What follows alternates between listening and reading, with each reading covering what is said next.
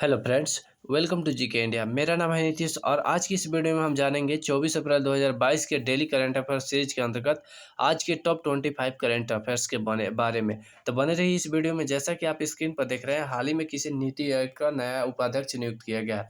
तो यहाँ पर जानिए, ये मोस्ट इंपॉर्टेंट और बहुत भी क्वेश्चन है। यहाँ पे इसे कई बार एग्जाम में पूछा जा चुका है। उसके बाद यहाँ सेकेंड क्वेश्चन देखेंगे, इंडिया इंटरनेशनल एनक्लेव 2022 में किसी नई वैश्विक शांति राजदूत 2022 के रूप में चुना गया है। ये भी मोस्ट इंपॉर्टेंट क्वेश्चन हो जाता है। इसलिए यहाँ दोनों क्वेश्चन के बारे में जानने के लिए बने रहिए इस वीडियो में। सबसे पहले हम स्टेप बाय स्टेप बढ़ते हुए यहाँ पे इस क्वेश्चन के बारे में जानेंगे। तो जैसे यहाँ पे क्वेश्चन नंबर 1 आता है, हाल ही में किस देश ने दुनिया की सबसे शक्तिशाली परमाणु सक्षम अंतर महाद्वीपीय बैलिस्टिक मिसाइल RS-28 ACRMAT सैरमेट का सफल परीक्षण किया है? यहाँ पे सबसे पहले समझ लिए अंतर महाद्वीपीय बैलिस्टिक मिसाइल क्या है। बेसिकली अंतर महाद्वीप एक महाद्वीप से दूसरे महाद्वीप, जैसे यहाँ पे एशिया एक महाद्वीप होगा, यूरोप एक महाद्वीप होगा, अफ्रीका एक महाद्वीप हो गया, उत्तरी अमेरिका एक महाद्वीप हो गया, दक्षिणी अमेरिका एक महाद्वीप हो गया। अर्थात यहाँ पे समझिए इसी प्रकार अन्य महाद्वीप है, ठीक है। तो यहाँ पे एक महाद्वीप से दूसरे महाद्वीप में मतलब बैलिस्टिक मिसाइल भेजने का। तो यहाँ पे क्वेश्चन है कि परमाणु सक्षम यानी परमाणु को ले जाने वाला अंतर महाद्वीपीय बैलिस्टिक मिसाइल। यहाँ पे बैलिस्टिक मिसाइल का क्या नाम है? RS-28 सैरमेट। ये बहुत इंपॉर्टेंट हो जाता है ये मिसाइल का नाम भी। और यहाँ पे सफल परीक्षा किस देश ने किया है, ये भी यहाँ पे क्वेश्चन है। एक क्वेश्चन का मूल क्वेश्चन यही है कि इस देश ने दुनिया की सबसे शक्तिशाली परमाणु सक्षम अंतर महाद्वीपीय बैलिस्टिक मिसाइल RS-28 सैरमेट का सफल परीक्षण किया है। तो आप लोग को अभी पता ही होगा, रूस और यूक्रेन के बीच युद्ध चला है, उसी बीच में यहाँ पर रूस ने किया है। कुछ समय पहले उत्तर कोरिया ने भी किया है, लेकिन यहाँ पर नाम स्पष्ट लिखा हुआ है, इस वजह से यहाँ राइट आंसर रूस होगा, ठीक है। जब नाम नहीं लिखा रहता तो थोड़ा ऑप्शन एक बन जाता है कि किसने हाल ही मतलब कुछ समय पहले, ठीक है। तो यहाँ रूस से आंसर होगा। नेक्स्ट क्वेश्चन आता है, विश्व पुस्तक दिवस और कॉपीराइट दिवस कब मनाया गया है, ठीक है। तो यहाँ पे मोस्ट इंपॉर्टेंट होता है विश्व पुस्तक दिवस। कॉपीराइट दिवस उतना फेमस मतलब उतना महत्वपूर्ण नहीं है, लेकिन विश्व पुस्तक दिवस बहुत ज़्यादा महत्वपूर्ण है। तो इसको ध्यान दीजिएगा, एक थोड़ा भी मिस्टेक नहीं होना चाहिए। तो यहाँ पे मतलब किस तिथि को मनाया गया था? राइट आंसर को 23 अप्रैल 2022 को विश्व पुस्तक दिवस और कॉपीराइट दिवस मनाया गया 2022 में। नेक्स्ट क्वेश्चन आता है, किस बैंक ने कर संग्रह के लिए CBDT और CBIC के साथ समझौता किया है? तो यहाँ पे समझिए, सिंपल भाषा में CBDT और CBIC के बारे में जान लिया। CBDT और यहाँ पे CBIC, CBDT और CBIC दोनों यहाँ पे एक समझिए केंद्र सरकार का यानी इनकम टैक्स का यहाँ पे विभाग है। प्रत्यक्ष कर और अप्रत्यक्ष कर के यहाँ पे वसूली के लिए, ठीक है। और यही पूरा प्रत्यक्ष कर और अप्रत्यक्ष कर की वसूली दोनों विभाग करते हैं। तो इसके बारे में मैं अलग वीडियो जल्द ही बनाने वाला हूँ, उसके बारे में जानिएगा। लेकिन यहाँ पे समझिए किस बैंक ने कर संग्रह के लिए CBDT और CBIC के साथ समझौता किया है? तो यहाँ पे राइट आंसर होगा धनलक्ष्मी बैंक। धनलक्ष्मी बैंक ने ही अभी हाल ही में कर संग्रह के लिए CBDT और CBIC के साथ समझौता किया है। नेक्स्ट क्वेश्चन आता है, हाल ही में भारत ने किस देश को अतिरिक्त $500 मिलियन की ईंधन सहायता दी है? यानी भारत ने हाल ही में किस देश को ईंधन सहायता के लिए अर्थात पेट्रोल डीजल खरीदने के लिए $500 मिलियन की सहायता दी है, यानी उससे रुपया दिया है। यानी यहाँ पे डॉलर दिया है, रुपया नहीं।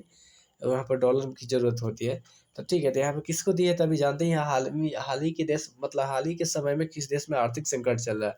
तो यहाँ पे राइट आंसर होगा श्रीलंका। आप लोग को मैं बार बार रिपीट बताया भी हूँ कि श्रीलंका में अभी आर्थिक संकट चल रहा है। इसके साथ ये भी जान लीजिए, श्रीलंका के राष्ट्रपति गोतबाया राजपक्षे और प्रधानमंत्री महिंद्रा राजपक्षे, जो कि दोनों भाई हैं, ठीक है, सगे भाई हैं।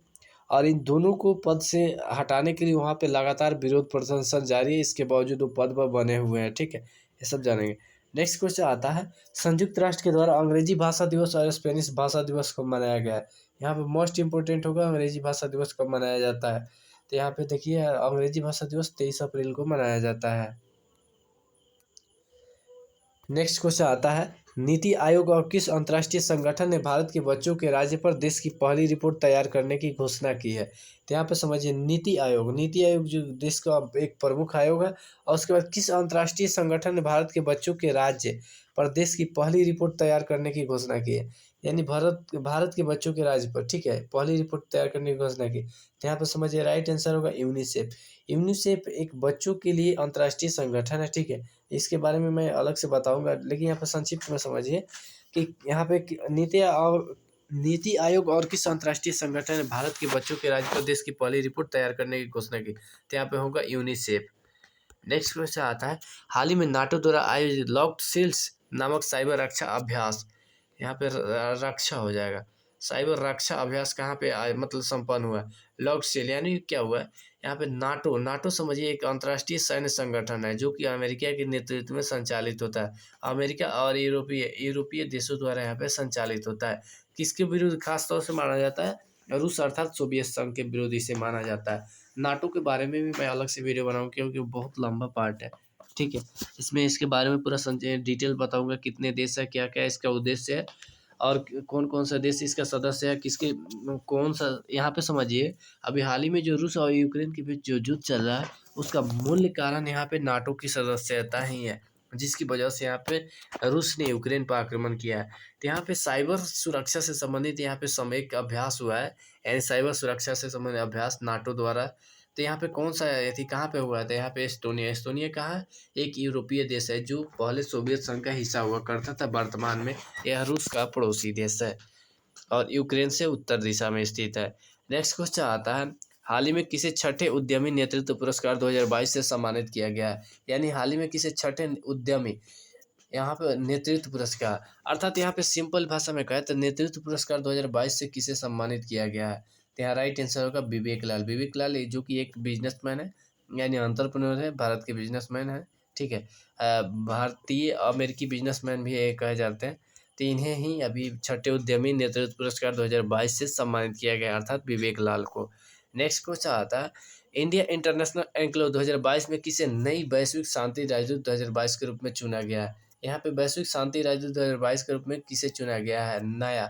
तो यहाँ पे मोस्ट इंपॉर्टेंट बनता है, ठीक है, यह बहुत ज़्यादा भी है। तो यहाँ पे राइट आंसर होगा बबीता सिंह। बबीता सिंह को हाल ही में नई वैश्विक शांति राजदूत 2022 के रूप में चुना गया है। नेक्स्ट क्वेश्चन आता है, अंतर्राष्ट्रीय डाटा केंद्र स्थापित करने के लिए निक्सी सीएससी और किस राज्य ने समझौता किया है? अंतर्राष्ट्रीय डेटा केंद्र स्थापित करने के लिए, ठीक है, किस निक्सी सीएससी और किस राज्य ने समझौता किया है? तो यहाँ पर राइट आंसर होगा त्रिपुरा। त्रिपुरा को संक्षेप में टीआर के नाम से जाना जाता है और त्रिपुरा की राजधानी अगरतला है। त्रिपुरा के मुख्यमंत्री बिप्लब देवा है। नेक्स्ट क्वेश्चन आता है, किसके द्वारा मान्यता प्राप्त साइबर संगठन दुनिया का सबसे बड़ा और जटिल लाइव फाइबर साइबर रक्षा आयोजित करेगा? यानी लाइव फाइबर मतलब लाइव फायर नामक साइबर रक्षा अभ्यास मतलब कौन सा देश ने आयोजित किया है? किसके द्वारा मान्यता प्राप्त संगठन है? तो यहाँ पे होगा नाटो। अभी हाल ही में मैंने बताया नाटो एक अंतर्राष्ट्रीय सैन्य संगठन है, यानी ये एक सैन्य संगठन है जो सैन्य हस्तक्षेप के लिए जाना जाता है, खासतौर से अमेरिका के नेतृत्व में संचालित होता है और किसके विरुद्ध? सोवियत संघ अर्थात वर्तमान के रूस के विरुद्ध इसे खास तौर से माना जाता है। और इसी रूस में इसी संगठन की वजह से यहाँ पे रूस ने यूक्रेन पर आक्रमण किया हुआ है। नेक्स्ट क्वेश्चन आता है, विजडम अल्मनाइक ने 2022 के लिए कितने भारतीय क्रिकेटरों को 5 क्रिकेटर ऑफ द ईयर के अवार्ड से सम्मानित किया है? सबसे पहले विजडम, विजडम एक यानी इंग्लैंड द्वारा प्रदान किया जाना क्रिकेट के क्षेत्र में सबसे प्राचीन पुरस्कार माना जाता है, प्रतिष्ठित प्राचीन पुरस्कार, यानी दुनिया में सबसे जो पहले पुरस्कार मिल जाता है वो विजडम होता है।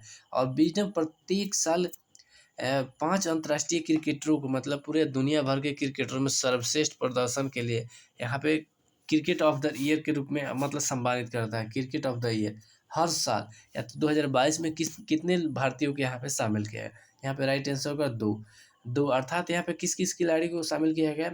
रोहित शर्मा और जसप्रीत बुमराह को 2022 में। वैसे मतलब लगातार 2-3 साल तक विराट कोहली इसके सदस्य रह चुके हैं। जसप्रीत बुमराह यहाँ पे जो कि यहाँ पे बॉलर माने जाते हैं और यहाँ पे रोहित शर्मा हो जाते हैं बल्लेबाज।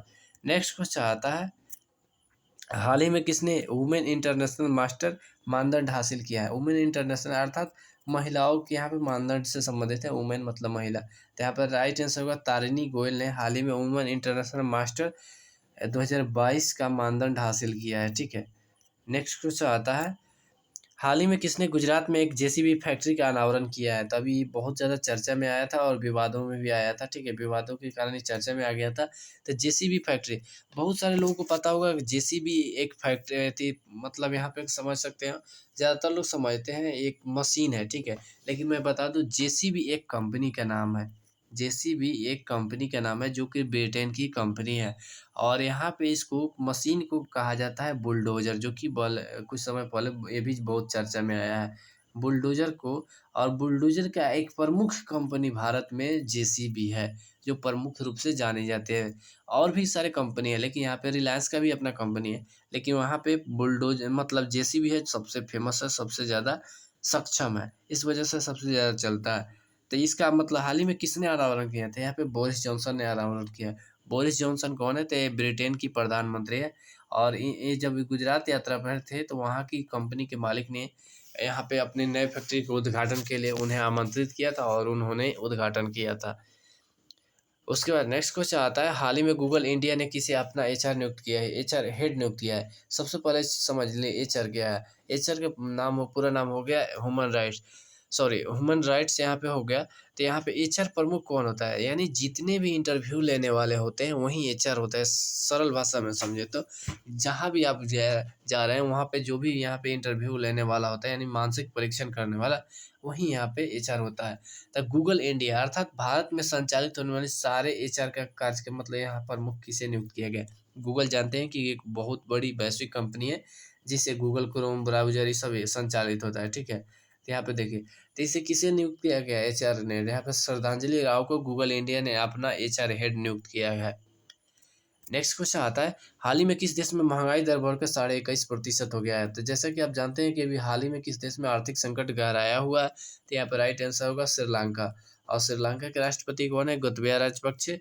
और प्रधानमंत्री महिंद्रा राजपक्षे। अर्थात वर्तमान समय में राष्ट्रपति गोतबाया राजपक्षे के इस्तीफे के लिए देशव्यापी प्रदर्शन हो रहा है और यहाँ पे क्या हुआ, अर्थव्यवस्था को नहीं संभाल पाने के कारण इनकी बहुत ज़्यादा आलोचना हो रही है और वहाँ के आम जनता इनसे इस्तीफे की मांग रही है, फिर भी ये अपने पद पर बने हुए हैं और इस वजह से यहाँ पे महंगाई दर बढ़कर 21.5% हो गया है। नेक्स्ट क्वेश्चन आता है, हाल ही में किसने नीति आयोग के उपाध्यक्ष पद से इस्तीफा दे दिया? मोस्ट इंपोर्टेंट और मोस्ट वीवीआई कह देंगे, ठीक है। नीति आयोग यहाँ पे समझिए देश का एक प्रमुख आयोग है और इसका अध्यक्ष सीधा प्रधानमंत्री होता है और उपाध्यक्ष कोई बहुत बड़ा अर्थशास्त्री यानी विद्वान होते हैं। तो यहाँ पे उपाध्यक्ष पद से किसने इस्तीफा दिया? राजीव कुमार। उसके बाद में नेक्स्ट क्वेश्चन आता है, हाल ही में किसे नीति आयोग का नया उपाध्यक्ष नियुक्त किया गया है? अर्थात नीति आयोग का उपाध्यक्ष नया उपाध्यक्ष किसे नियुक्त किया गया है? तो यहाँ पर राइट आंसर होगा सुमन के बेरी। आप लोगों को बता दूं, अभी जो नया अध्यक्ष बनेंगे सुमन के बेरी, अभी वर्तमान में थे राजीव कुमार और राजीव कुमार से पहले थे अनबिन बनगढ़िया, ठीक है। बाद में ये अपने पढ़ाई के लिए यहाँ यूएस चले गए और उसके बाद में क्या हुआ, उनके स्थान पर राजीव कुमार को यहाँ पर नीति आयोग का उपाध्यक्ष नियुक्त किया गया और उसके बाद जब उन्होंने फिर से इन्होंने इस्तीफा दे दिया, उसके बाद सुमन के बेरी को यहाँ पे नीति आयोग का नया उपाध्यक्ष नियुक्त किया गया है। नेक्स्ट क्वेश्चन आता है, हाल ही में कहाँ 78 भारतीयों ने एक साथ राष्ट्रीय ध्वज लहराकर गिनीज बुक ऑफ वर्ल्ड में रिकॉर्ड स्थापित किया है?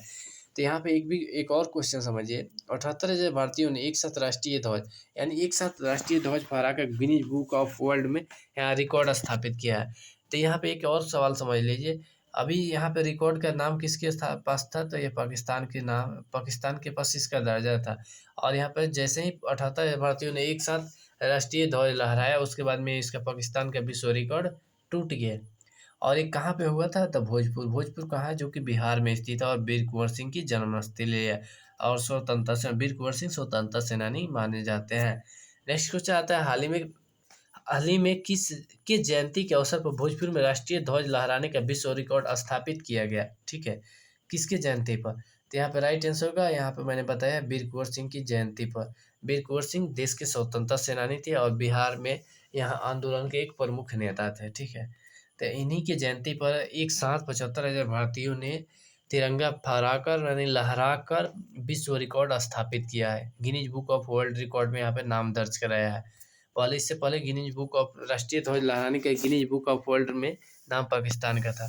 नेक्स्ट क्वेश्चन आता है, यूनिकॉर्न बढ़ने की और अक्सर स्टार्टअप की संख्या के मामले में दुनिया में दूसरा स्थान किसका है? तो यहाँ पर समझिए, सबसे पहले समझ लीजिए यूनिकॉर्न, जिस कंपनी का वैल्यूएशन 7500 करोड़ प्लस हो जाता है उसे यूनिकॉर्न कहा जाता है, लेकिन वह मार्केट से फंड नहीं लिया हो, अर्थात शेयर मार्केट से फंड नहीं लिया हो, उसे यूनिकॉर्न कहा जाता है। तो यहाँ पे कितने अग्रसर हैं, यानी स्टार्टअप बनने की ओर अग्रसर है। दुनिया में दूसरा स्थान किसका है? यहाँ पर राइट आंसर होगा, दुनिया में दूसरा स्थान भारत का है और तीसरा स्थान यहाँ पे हो जाएगा चीन का, ठीक है। भारत का मतलब 32 स्टार्टअप यूनिकॉर्न बनने की अवसर, और चाइना का यहाँ पे 27 अभी यूनिकॉर्न बनने की और जो कि चीन का तीसरा नंबर और भारत का दूसरा नंबर, एक नंबर पर आता है यूएसए अर्थात यूनाइटेड स्टेट ऑफ अमेरिका। यहाँ पर राइट आंसर होगा भारत। यानी अग्रसर स्टार्टअप की संख्या के मामले में दूसरा स्थान किसका है? भारत का। नेक्स्ट क्वेश्चन आता है गूगल में 1 मई सॉरी गूगल ने 11 मई से, यहाँ पे राइट आंसर होगा गूगल ने 11 मई से प्ले स्टोर से किस थर्ड पार्टी एप्स पर प्रतिबंध लगाने की घोषणा की? तो यहाँ पे होगा कॉल रिकॉर्डिंग, ठीक है। थर्ड पार्टी एप्स, बहुत सारे कॉल रिकॉर्डिंग एप्स को यहाँ पे थर्ड पार्टी जो है उसको यहाँ पे प्रतिबंध लगाने की घोषणा कर दी है। किसने? गूगल कंपनी ने, अर्थात गूगल की जो यहाँ पे गूगल के द्वारा नियंत्रित कंपनी है गूगल प्ले स्टोर, ठीक है। तो इसी पे यानी यहाँ पे हटाने की घोषणा कर दी है। नेक्स्ट क्वेश्चन आता है हाल ही में भारत ने किस देश के नागरिकों की टूरिस्ट वीज़ा रद्द कर दिया है? यानी भारत ने हाल ही में पर्यटक वीज़ा की यानी टूरिस्ट वीज़ा जो होता है नागरिकों के, यानी किस देश के नागरिकों के यहाँ टूरिस्ट वीज़ा को रद्द कर दिया है? तो यहाँ पर राइट आंसर होगा चीन। क्यों रद्द किया है? क्योंकि चीन में अभी भयानक कोरोना महामारी फैली हुई है। इस वजह कोरोना से बचाने के लिए वहाँ से जो भी पर्यटक आते हैं उनको बैन कर दिया गया, यानी टूरिस्ट वीज़ा सारे वो रद्द कर दिया है। नेक्स्ट क्वेश्चन आता है हाल ही में राष्ट्रीय ध्वज लहराने के विश्व रिकॉर्ड स्थापित करने की सम्मेलन की अध्यक्षता की किसने की? तो यहाँ पे मैं बता दूं, यहाँ पे जो भोजपुर में राष्ट्रीय ध्वज लहराने का विश्व रिकॉर्ड स्थापित किया गया, उस सम्मेलन की अध्यक्षता गृह मंत्री अमित शाह ने की थी, ठीक है। गृह मंत्री अमित शाह ने उस सम्मेलन की अध्यक्षता थी और उन्हीं के नेतृत्व में यहाँ राष्ट्रीय ध्वज सम्मेलन का आयोजन हुआ था और एक साथ विश्व रिकॉर्ड बनाया गया था जिसमें पाकिस्तान का रिकॉर्ड तोड़ा गया। नेक्स्ट क्वेश्चन आता है हाल ही में किस देश के किसानों ने निर्यात नीति को लेकर जबरदस्त आंदोलन किया है? यानी निर्यात नीति को बदलने के लिए यहाँ पे किस देश के किसानों ने जबरदस्त आंदोलन किया? तो यहाँ पे भारत मत ऐसे कहिएगा, भारत यहाँ पे नहीं होगा। निर्यात नीति को लेकर, ठीक है। कृषि कानून को लेकर तो भारत होगा, लेकिन यहाँ पे आ रहा है निर्यात नीति, तो यहाँ पे हो जाएगा अर्जेंटीना। अर्जेंटीना एक दक्षिणी अमेरिकी महादेश दक्षिणी अमेरिकी देश है और वहीं पे अभी वर्तमान में क्या हो रहा है कि यहाँ पे निर्यात नीति को लेकर किसानों का बहुत बड़ा आंदोलन चल रहा है। नेक्स्ट, और यहाँ के राष्ट्रपति अल्बर्टो फर्नांडिज, जो मैंने कुछ समय पहले बताया था। इसके साथ ही आज के वीडियो सेशन जैसा आप देख रहे हैं स्क्रीन पर समाप्त होता है और इस सारे क्वेश्चन के आंसर मैंने यहाँ पे दे दिया। आप चाहे तो स्क्रीनशॉट कर सकते हैं, पीडीएफ डाउनलोड कर सकते हैं। इसके साथ ही आज के वीडियो सेशन समाप्त होता है और आशा करता हूँ आप सभी को वीडियो पसंद आया होगा और ऐसे ही वीडियो देखने के लिए प्लीज़ चैनल को सब्सक्राइब कीजिए, लाइक कीजिए, शेयर करना बिल्कुल ना भूलें। तब तक मिलते हैं फिर किसी ऐसे ही नए इंटरेस्टिंग वीडियो के साथ। जय हिंद, वंदे मातरम।